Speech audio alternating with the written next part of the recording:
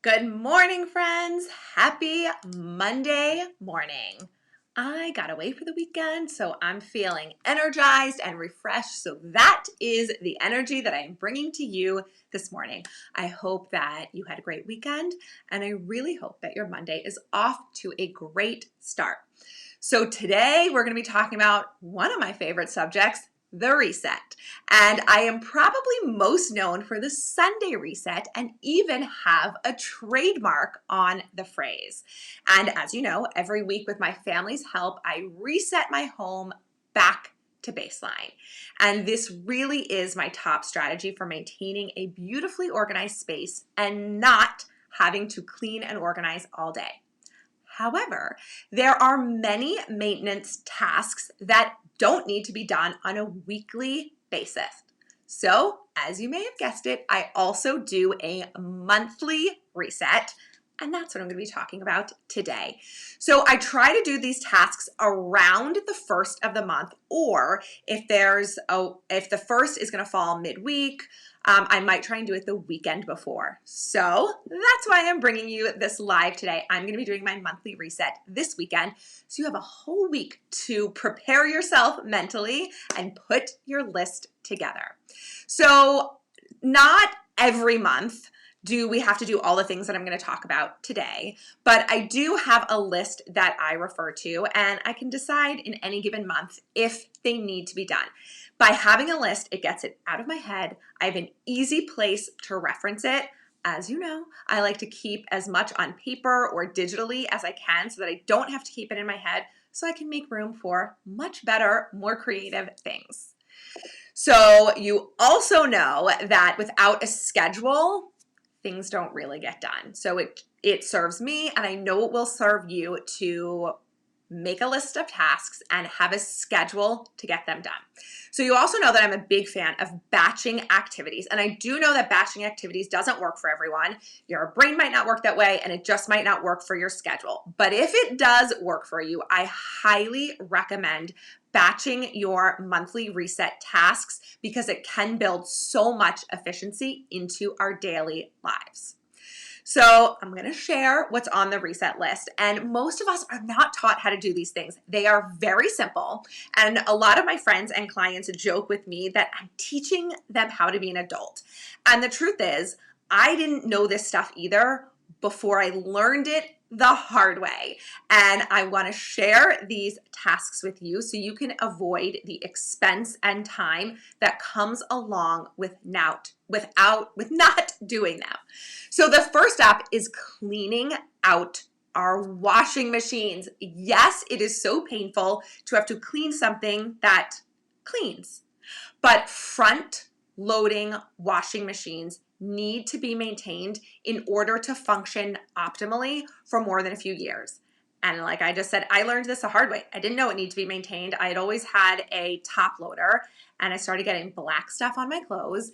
And long story short, we were past the point of no return. It was going to be more expensive or as expensive to have our machine serviced as it was to just get a new one. But once we got a new one and once I knew what it would take to maintain it, we have had no problems since. So this is a two-step process. I fill the drum liner with a bleach component or a cleaner with some type of bleach component. The cleaner that I was obsessed with prior to Corona is really hard to get now, but even just simple bleach works. You put it in the drum liner, you run it on as quick of a cycle as possible. And then, because you all know I'm about ease and efficiency, I buy a fresh tabs that I throw into the drum and I wash it on the clean tub cycle. Yes, you can create something on your own with baking soda and vinegar and all these things, which I know are lovely and great for the environment and probably great for us. I look for the easy way out.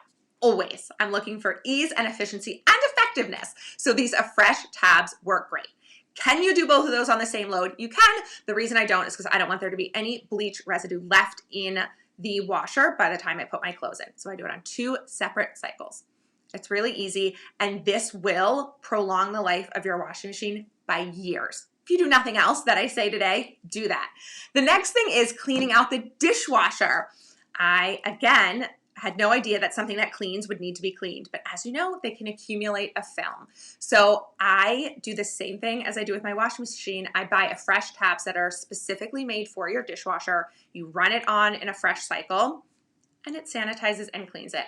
And while I'm doing that, I refill my dishwasher with Finish Rinse Agent. Does it need to be refilled more often than that? I don't know. I don't even check it because I don't want to check it more than once a month. My dishwasher works fine when I do it monthly. So that is on my monthly list.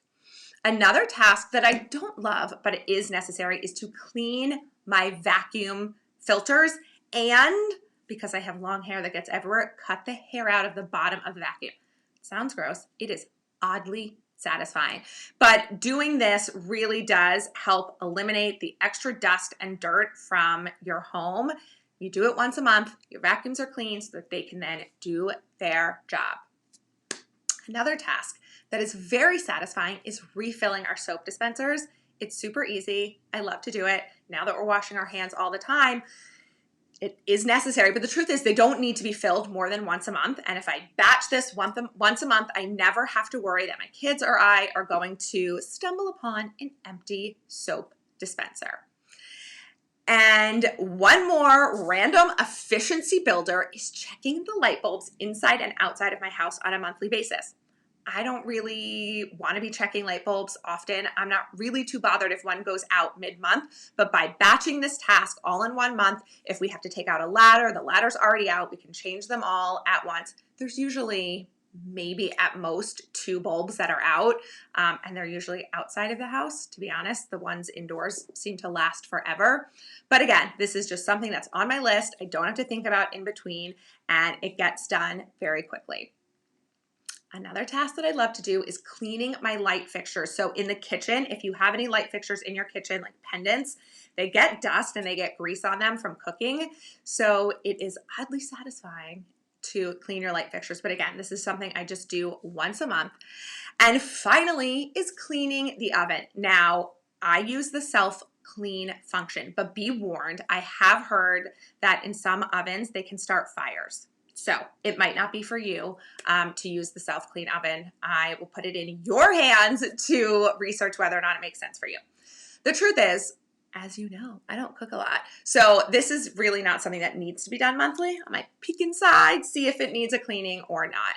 But it is important to do to maintain our ovens.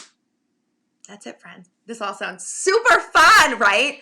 I know it doesn't necessarily, but this is part of being an adult, and these tasks, when we get them done, really do help us prolong everything in our home, and they help us be super efficient so we're not feeling like all day, every day, we have to be adults and know what's going on in our homes. If you batch this to once a month, it really takes that pressure off for the rest of the month.